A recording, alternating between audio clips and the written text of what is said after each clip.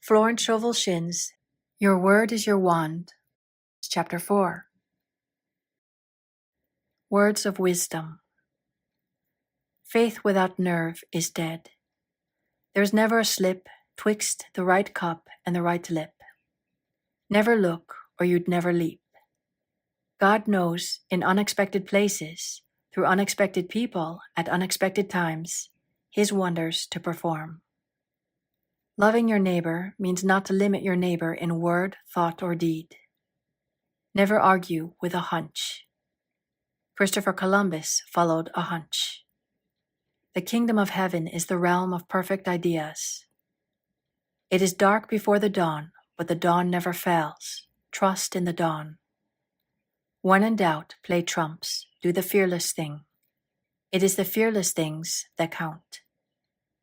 Never do today what intuition says to do tomorrow. It is a great life if you don't reason. Regard your neighbor as yourself. Never hinder another's hunch. Selfishness binds and blocks. Every loving and unselfish thought has in it the germ of success. Be not weary of make-believing. When you least expect it, you shall reap. Faith is elastic. Stretch it to the end of your demonstration. Before you call, you are answered, for the supply precedes the demand. What you do for others, you are doing for yourself. Every act committed while angry or resentful brings unhappy reaction. Sorrow and disappointment follow in the wake of deceit and subterfuge. The ways of the transgressor is hard. No good thing will be withheld from him who walks uprightly. There is no power in evil, it is nothing, therefore can only come to nothing. Fear and impatience demagnetize, poise magnetizes. Drown the reasoning mind with your affirmation. Jehoshaphat clapped his cymbals so that he wouldn't hear himself think.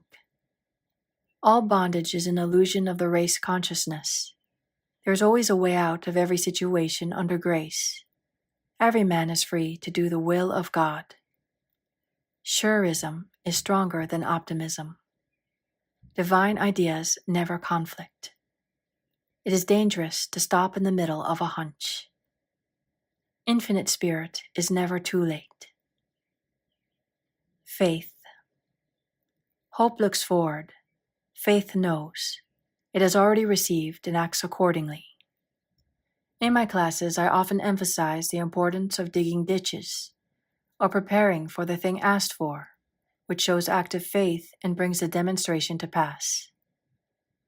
A man in my class who I called the life of the party, because he always tried to find a question I couldn't answer, but he never succeeded, asked, "Why is it when a lot of women who prepare hope chests never get married?"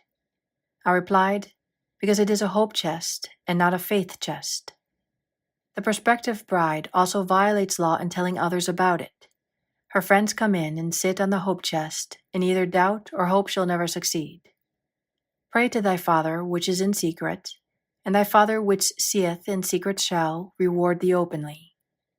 The student should never talk of a demonstration until it has gelled or come to pass on the external.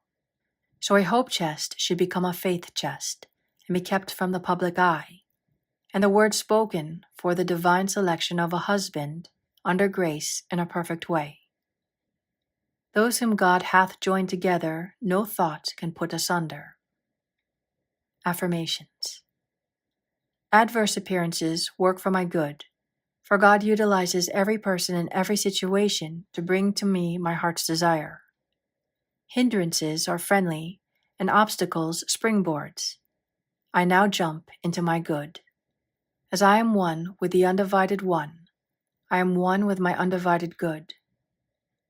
As the needle in the compass is true to the north, what is rightfully mine is true to me. I am the north. I am now linked by an invisible, unbreakable magnetic cord with all that belongs to me by divine right. Thy kingdom is come, thy will is done in me and my affairs.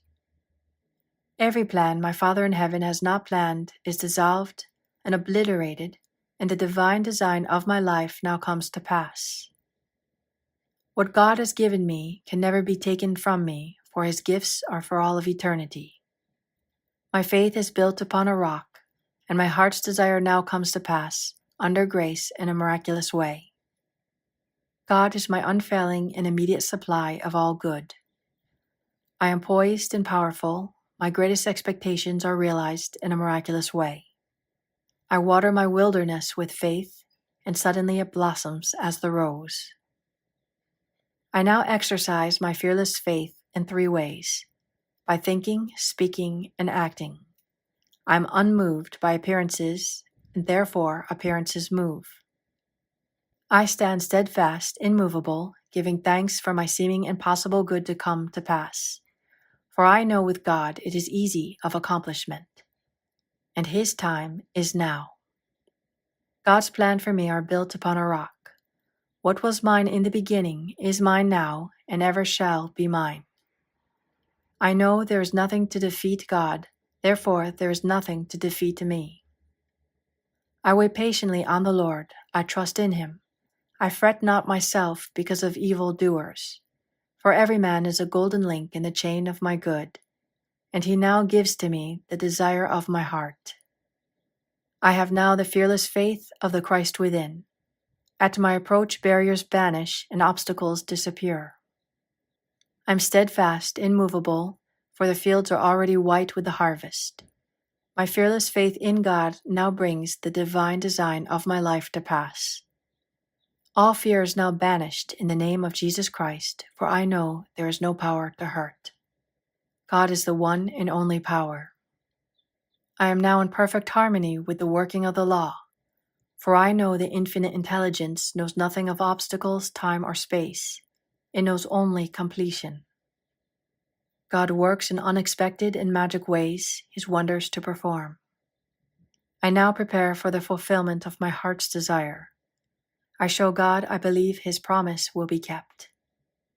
I now dig my ditches with faith and understanding, and my heart's desires come to pass in a surprising way. My ditches will be filled at the right time, bringing all that I have asked for and more. I now put to flight the army of the aliens, negative thoughts. They feed on fear and starve on faith. God's ideas cannot be moved. Therefore, what is mine by divine right will always be with me. I give thanks that I now receive the righteous desires of my heart. Mountains are removed, valleys exalted, and every crooked place made straight. I am in the kingdom of fulfillment. I have perfect confidence in God, and God has perfect confidence in me. God's promises are built upon a rock. As I have asked, I must receive. Let me never wander from my heart's desires. I do not limit the Holy One of Israel, in word, thought, or deed. With God all things are easy and possible now. I now stand aside and watch God work. It interests me to see how quickly and easily he brings the desires of my heart to pass. Before I called, I was answered, and I now gather in my harvest in a remarkable way. He who watches over my heart's desire neither slumbers nor sleeps. Seeming impossible doors now open, seeming impossible channels are free, in the name of Jesus Christ. My good is perfect and a permanent idea in the divine mind and must manifest, for there is nothing to prevent. I cast every burden on the Christ within and I go free. This ends chapter 4.